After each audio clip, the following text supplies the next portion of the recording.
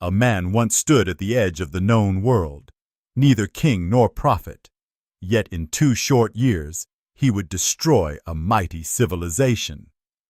Was he a visionary or a monster? This is the story of Hernán Cortés, where conquest and betrayal collide to rewrite history forever. Some called him a hero of the Renaissance, others an architect of genocide. Cortés is not a man of simple judgment. His life is tangled in ambition, blood, and impossible decisions. To understand him, we must look beyond myths and into the chaos he helped unleash. Cortés didn't just arrive with ships and swords. He brought an idea foreign to the New World: total domination. To the Aztecs, he was not a man. He was a prophecy, a god returned, or a sign of destruction. Either way, his arrival meant the world would change. No one knows exactly when Cortés was born. Perhaps 1484, maybe 1485. Even his origins are uncertain. From a poor village in Spain, this unknown man would soon reshape a continent, a ghost of history, before becoming its main character. Cortés was never content with small dreams. He longed for fame, wealth, and a world beyond Spain. In 1506, he sailed for Hispaniola, a young man chasing glory in unknown lands. He would never be a farmer. He was born to take risks. In the New World, Cortés wasn't just another settler. He quickly proved his worth as a soldier and a leader. By 1511, he had the trust of Governor Diego Velázquez in Cuba. But trust is fragile, and Cortés would soon turn that trust into betrayal. Velázquez sent Cortés to explore Mexico, but Cortés had bigger plans. He secretly gathered men, ships, and supplies. This wasn't a scouting mission. It was a conquest in disguise. Before Velázquez could stop him, Cortés set sail, defying his orders and history itself. In 1519, Cortés landed on the shores of modern-day Veracruz. Jungle, heat, and unfamiliar lands stretched before him. He had no legal authority, few allies, and hundreds of native kingdoms ahead. But he had ambition, and that was enough. Cortés knew doubt could destroy him, so he sank his own ships, leaving no way back. His men were now committed, or trapped. It was a bold move that became legend. No retreat, no surrender, only conquest. Then came Malintzin, also known as La Malinche. A native woman who spoke both Nahuatl and Maya, she became Cortés's translator, guide, and eventually his lover. Through her, Cortés gained more than words. He gained access to empires. Cortés didn't win through brute force alone. He exploited rivalries between native tribes. The Tlaxcalans, enemies of the Aztecs, became his key allies. Together, they would march on Tenochtitlán, not as invaders, but as liberators to some. At Cholula, Cortés suspected betrayal. So he struck first. His men attacked during a peaceful meeting, slaughtering thousands. This act of terror shocked native leaders into submission and built Cortés's reputation as ruthless and unpredictable.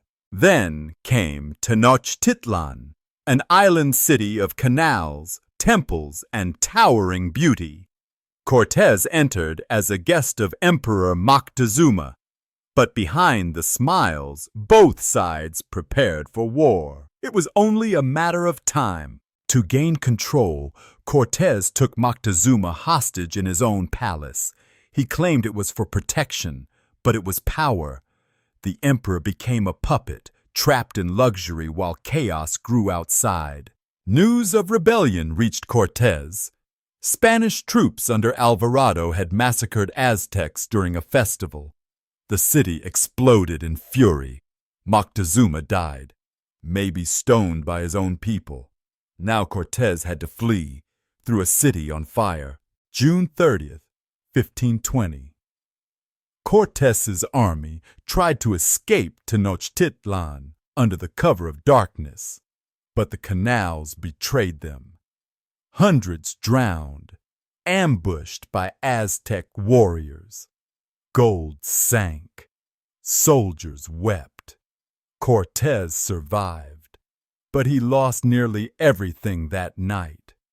History remembers it as La Noche Triste. Survivors fled to Tlaxcala. Cortés was broken, but not finished. He regrouped, forged stronger alliances, and returned more ruthless than before. Now, he would not just conquer, he would destroy. In months, Cortés raised a new army. Thousands of native warriors joined him, tired of Aztec rule. Spanish carpenters built ships to attack by lake. This wasn't a return, it was a siege. As Cortés prepared for war, smallpox swept through the city. Aztecs had no immunity. It killed warriors, priests, nobles, even the new emperor. It wasn't just swords that broke the empire, it was disease. By 1521, Cortés surrounded Tenochtitlan by land and water. The siege was brutal, blockades, starvation, and constant attacks. Aztec resistance was fierce, but the walls were closing in. The fall of an empire had begun. The siege lasted 93 days. Water was cut off. Food ran out. Streets filled with the dead. Still, Aztec warriors fought. Only when the palace fell did the resistance finally break. Tenochtitlan, once the jewel of the New World, became ruins. The last emperor, Cuauhtémoc, was captured while trying to escape by canoe. He surrendered with dignity, asking Cortés to end his life. Cortés refused. The empire had fallen, but its soul resisted. Cortés didn't just destroy Tenochtitlan, he rebuilt it. On the ruins, he laid the foundation for Mexico City. Churches replaced temples. Spanish flags replaced Aztec glyphs. A new world was born on broken bones. Though he conquered an empire, Cortés couldn't conquer politics. He was stripped of power, accused of corruption, and ignored by the court. He returned to Spain, rich but bitter. History had used him, then cast him aside. Cortés died in 1547, not on a battlefield, but in a quiet house near Seville. No parades, no honors, just silence. He had changed the world, yet was buried like a footnote. Some still argue where his bones even rest. Even today, historians can't agree on who Cortés truly was. Was he a brutal killer, a brilliant tactician, or just a man born into a moment of power? His story shifts depending on who tells it. Truth, like empire, is rarely clean. La Malinche helped Cortés conquer an empire, but history cursed her for it. In Mexico, her name still sparks anger. Was she a traitor or a survivor? Without her, Cortés might have failed, but with her, he became unstoppable. Cortés didn't just want gold. He wanted glory and God on his side. He built churches over temples. He baptized thousands. But he also looted treasures and enslaved people. He mixed the cross with the sword and said he did it all for Spain. After the conquest, Cortés ruled like a king from his estate in Cuernavaca. He lived in luxury, with fountains, servants, and banquets. But enemies multiplied. His days of glory were numbered. Power was slipping quietly through his fingers. Cortés fathered many children, some legitimate, many not. He had relationships with women across class and culture. His bloodline spread across continents. He conquered cities and also bedrooms. His legacy wasn't just written in battle, but in flesh. In Spain, Cortés expected praise. Instead, he found politics, jealousy, and silence. The court dismissed his achievements. Even the king kept his distance. He had won an empire but lost his place in the empire that sent him. He wandered Europe, forgotten by power. He wrote letters begging for recognition. He joined expeditions, but the glory was gone. A conqueror without a crown. A warrior with no war left to fight. Even in death, Cortés remains a mystery. His body was moved, hidden, perhaps even lost. Some feared his grave would be defiled. Others wanted to erase him. He conquered Mexico, but Mexico never truly embraced him. 5 centuries later, Cortés still sparks debate. Was he a hero, a monster, a man of his time, or a warning for ours? Some statues honor him. Others are torn down. History refuses to stay silent. Cortés tried to write his own legend, but history had other plans. His story lives on in cities, bloodlines, and memories. He is both the founder and the fracture. Mexico cannot forget him, and maybe neither should we. Cortés left behind letters, reports, and orders. His own words were part propaganda, part confession.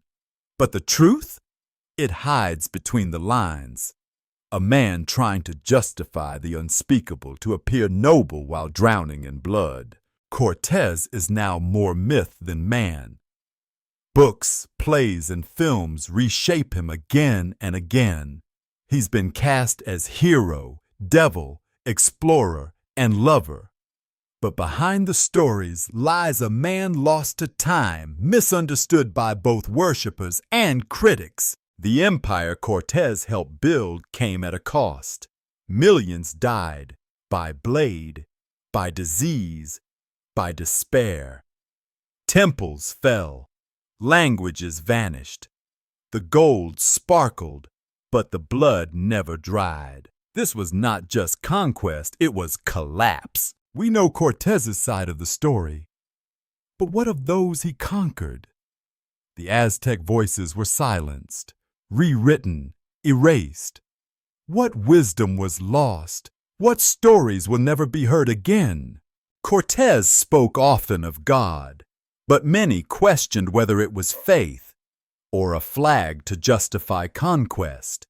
He mixed religion with power, the cross with the sword, and always gold. Like Caesar or Napoleon, Cortés rose from obscurity. He gambled everything and won. But like them, his victories came with a price. Ambition feeds on destruction, and history remembers but never absolves. Walk through Mexico City today, and you walk over Cortés's shadow, temples buried beneath cathedrals, streets built on ruins. His name is barely spoken, but he's everywhere, the ghost of a man who reshaped a world. Cortés didn't just conquer a people, he divided a future. He created a nation born from war and contradiction, Spanish and indigenous blood, pride and pain. Mexico is his legacy and his wound. Cortés teaches us that ambition alone can shape the world, but at a terrible cost. That power rarely comes clean, and that history often celebrates the bold, even when their hands drip with blood. But we can choose to remember differently. The past is not just a memory, it's a tool. Cortés's story is still used to inspire, to accuse, to divide. But if we tell it honestly, not as myth, not as blame, but as truth, then maybe we don't repeat it. Mountains still carry Nahuatl names. Temples rise beneath the soil. Rituals live on in markets, music, and prayer. Cortés may have conquered cities, but the spirit of the land survived. The Spanish called it discovery. The Aztecs called it destruction. Both saw the same events through different eyes. History is not just about what happened, but how it's told. From conquest came a new people, the mestizos, children of Spaniards and natives, neither fully one nor the other. They inherited a divided past and a shared future. They are Mexico's living proof that history blends, not just breaks. The names of Aztec heroes, Cuauhtémoc, Cuitláhuac, echo in schools and statues. They died fighting an invader. Their legacy rises in every mural, every march. They were erased from the history books, but not from the heart. Before dying, Cortés asked to be buried in Mexico. He wanted to rest in the land he took, perhaps to prove it was his. But his bones were moved, hidden, maybe even lost, as if the land refused him, even in death. Cortés gained everything, then lost it all. He dreamed of a noble place in history. Instead, he became its controversy. He is a warning. That ambition without conscience is just destruction with a crown. What would Cortés say if he saw Mexico now? Would he feel pride or regret? Would he recognize the faces? Would they recognize him? Maybe he'd realize that history moved on, but never forgot. We talk about Cortés not to glorify him, but to remember what power can do, to question our stories, to honor those who resisted, and to remind ourselves, history never ends, it echoes. Cortés left swords, scars, and silence. You may never lead an army, but your choices shape the world around you. So ask yourself, will you build with justice or conquer for gain? Because someday someone will tell your story too. This was the story of Hernán Cortés, not the one carved in marble or told in textbooks, but the one seen through fire, blood, and time. Now it belongs to you. Remember it, question it, and above all, learn from it. Some want to tear down Cortés's statues.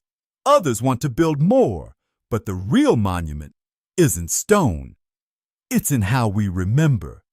If we forget the pain, we invite it back. So we remember not to honor him, but to warn ourselves. For centuries, the victors wrote history, but the voices of the Aztecs still whisper in the Nahuatl language, in the rhythms of drums, in faces that remember they were not erased, just waiting to be heard again. From ashes, Mexico rose, not as a copy of Spain, but as something new, hybrid, beautiful, defiant, a country born in trauma, but rich in soul. Cortés didn't build Mexico, he only lit the fire. This story isn't over. It's passed to every child, every student, every filmmaker. It's a mirror. It asks, what kind of world will you shape? Will you repeat history or change it? Thank you for watching. If this story moved you, don't forget to like, share, and subscribe. History isn't just the past, it's the future waiting to be written. Until next time, stay curious, stay questioning, and never stop seeking the untold truths.